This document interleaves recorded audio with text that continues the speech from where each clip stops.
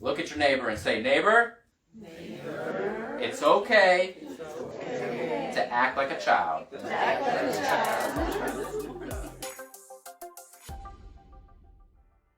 Not knowing. Let's talk about not knowing.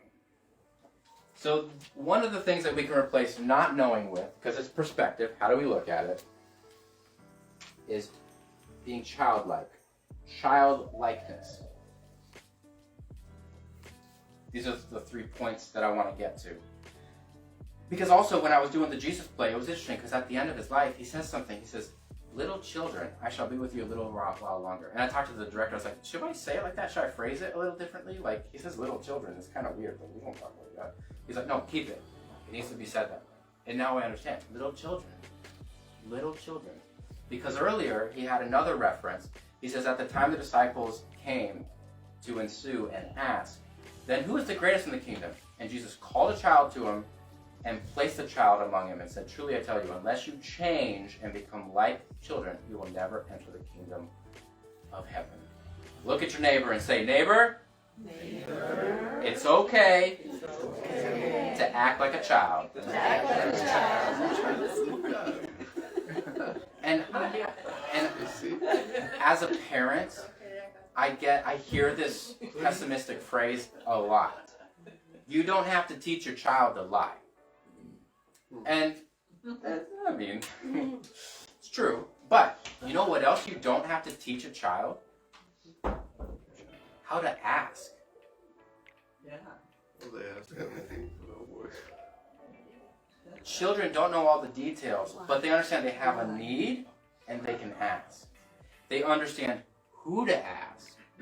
They understand that they need to ask, and they understand that they're free to ask.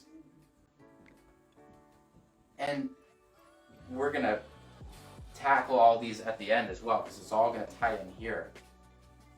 But do you know what kids understand? Dependence and humility.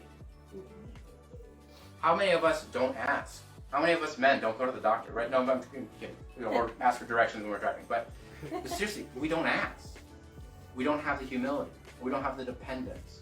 We don't think where we're going has the resources that we need. Look at your neighbor and say, neighbor, dependence and humility. Looks good on you.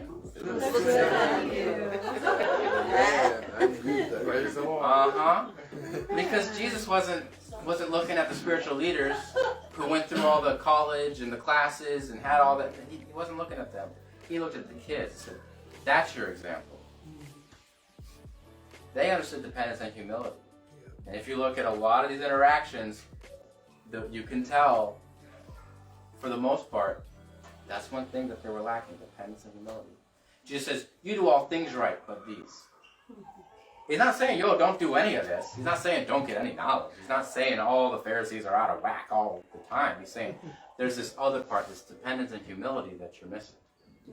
And so what's great is if you want to see what the kingdom looks like, you look to kids who are looking at their parents who adore them and love them and give them things that they ask for, things that they didn't ask for, and everything in between. Because I give Ember things she asked for, things she doesn't ask for, and everything in between. And I'm just some dude, right, who happens to have little humans running around.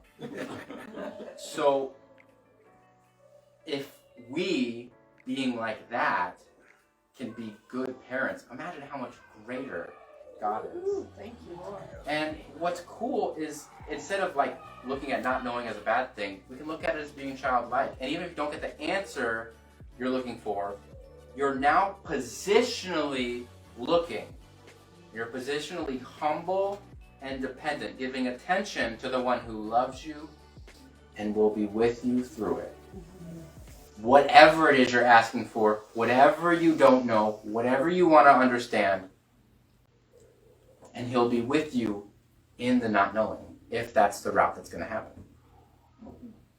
So at that point, it doesn't even matter if he tells you or not.